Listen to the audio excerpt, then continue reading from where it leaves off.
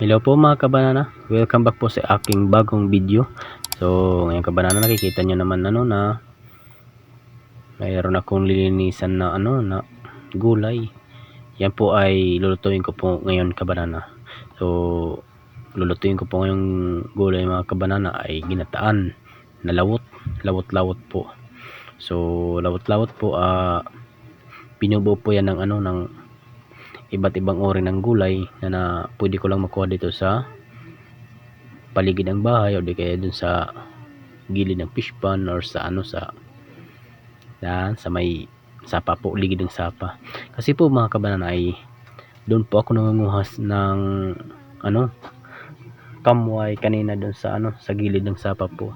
So hindi ko na rin po binidyohan kasi ang hirap po mag-video pag mag-isa ka lang. Hawak ka ng camera katapos manguha ka ng mga ng mga kamway. So hindi ko na sinama. So kanina po mga kabanana ay dito lang sa fish pond, sa gilid, sa likod po namin fish pond kami dito. So nanguha pa ako dito kanina ng ng kamway. Hindi pala kamway, ay yung po yung tangkong po. Yun po, tangkong. Yun po ang kinuha ko kanina dito kabanana. So mga kabanana, hindi ko rin po pinidyohan kasi sabi ko nga mahirap nga mag video pag mag-isa ka lang na kukuha ka ng kailangan mo. Yan po mga kabanana ay lininisan ko na rin po yung yung luya po yan mga kabanana. Anuhan ko po yan mga kabanana sa pag yan, pipinuhin ko po yan sa pagtiros ba. Pipinuhin ko po yan para po pati po yung pagkain po namin maya, pagkain ko ay pati po yung luya na ko po na nakakain para po pag sa bibig ay maanghang. Ayan po kabanana. Yan, medyo nakakatagal lang po mga kabanana yung pag tong ba mga kabanana, pag lilinis ng luya kasi kailangan pong linisin ng maayos, tanggalan yung balat kasi maraming lupa o tuna. Yan po mga kabanana, hindi lang po tayo kabanana.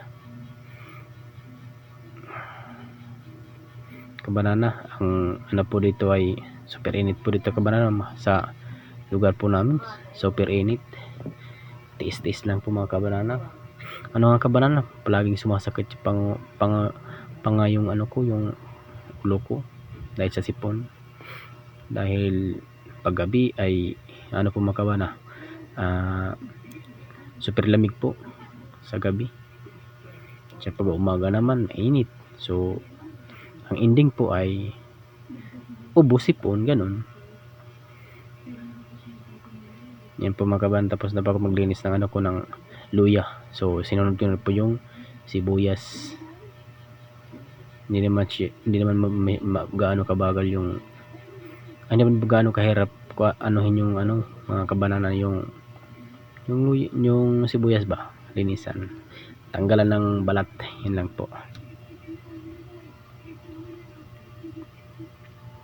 Yung mga kabanana, medyo masakit nga yung ko, ayun yung tong lalamunan ko dahil sa po, sa init ng panahon, dahil pa sa sipon.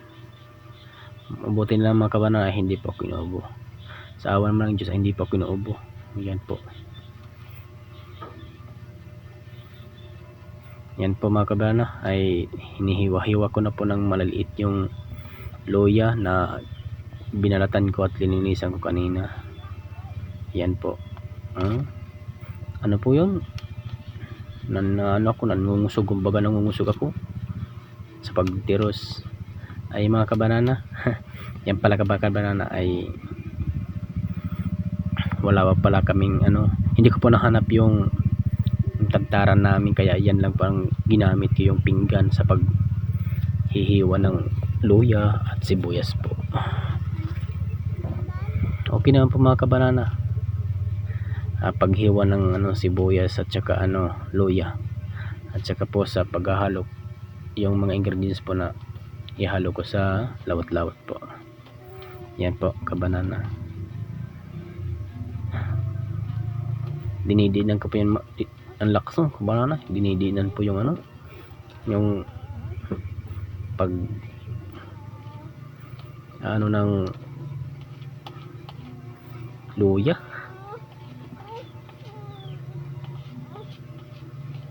Hindi naman yan mahirap hiwain. Tuga. Yes po mga kabanana. Ang ano ng camera man ko, likot. Yan po mga kabanana.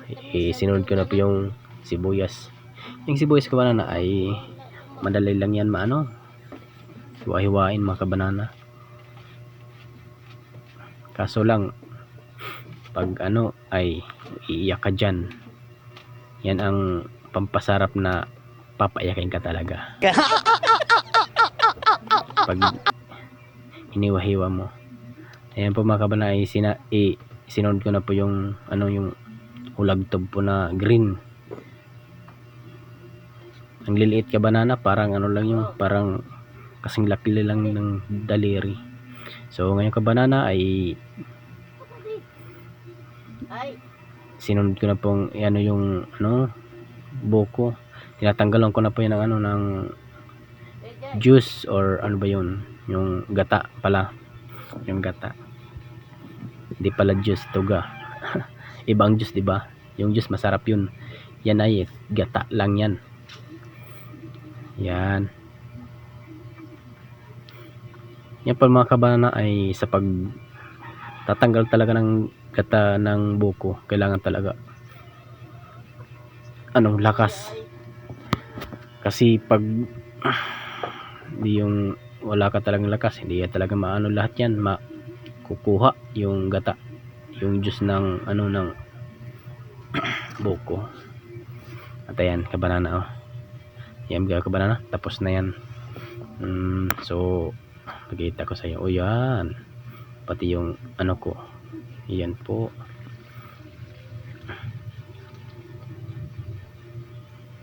At saka yung kabanana ay linagay ko na yung ano, yung ibang gulay sa karaha, at sinabayan ko rin po ng lapsaw para po ano, yan po yung una kong isa lang, kasi yan po ay medyo ano po, matigas. Hindi ko lahat ano guys, sasabay sa pagsalang. At ayan na nga po mga kabanana, ha, ay gumawa na ako ng apoy. Ayan po, oh, dali-dali lang ano. Laki ng katawan niya guys, ano. Laki ng katawan ni kabanana, no. Nakaka-inlove. Wow, tuga. Bakit kaya bagal magkaano ni kabanana? Ayan, nakaano na si kabanana, kagawa na ng apoy.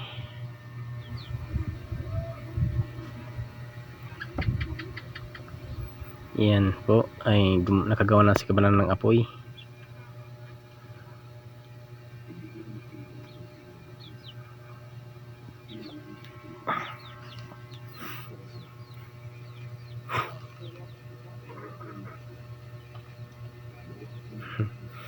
Hindi. Saan nalagay kayo kabanana yan? Ay nako, pag yan, dyan lang pala ilalagay yung kabanana. Ano ba kabanana? At ayan na po, hinagay ko na po yung ano ko, yung hinagay ko na yung karaha sa ano, sa may bato. Yan ay nasalang ko na po mga kabanana. Yan po mga kabanana ay binuksan ko uli yan, at saka kasi nakalimutan ko pong lagyan ng asin. At ayan ay lagyan ko po ng asin ngayon. Ayan po. para po tinakmang ko uli. Ako guys, iba pa ako magluto. Sa pagluluto ko po mga kabanana ay maluto po ito. bago ko po isalang yung nuluto ko ay nilagay ko muna ng asin or ng pambitsin. Hindi ko lang dinadamihan para po kahit paano po ay nakakaano po yan kahit hindi baga luto umano po yung ibang asin na sa laman ng ano. Ayan po mga kabanana ay kumulo na po yan mga kabanana. Okay, ito na pa ay lakas ng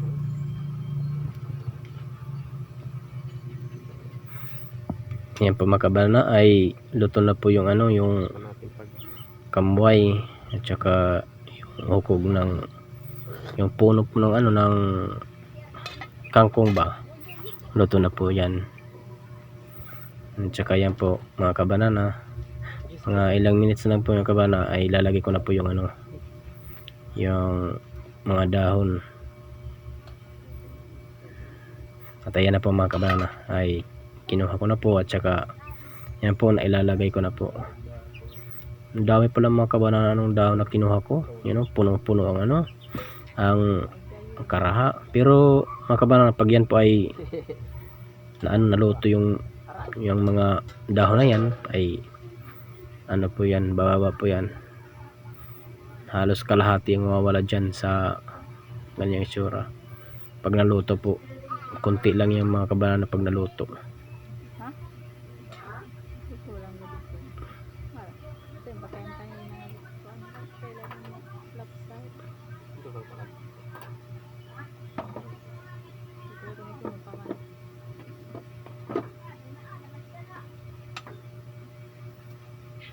Paglagat buwan. Yan mga kabanana, din ko po yung mga kabanana para po mga kabanana ay maano po mga kabanana Patula. maluto agad yung mga dahon na inan ko. Tapos pagkatapos niya mga kabanana ay lalagyan na ng mga pampalasa at saka ano, yung gata.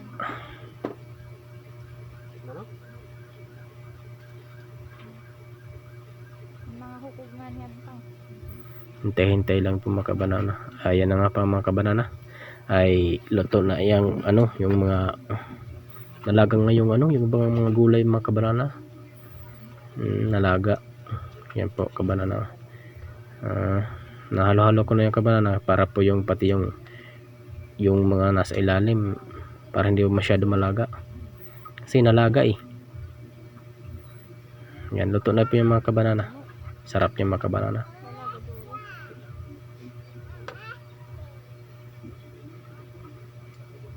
Ayan mo mga kabanana, lutong-luto na mga kabanana. Hindi ko na po ano ng apoy. Yan, okay na po yung kabanana. So guys, thank you po. guys, luto ng ating sa lawot-lawot na gulay. Lahat na sumusuporta sa aking channel.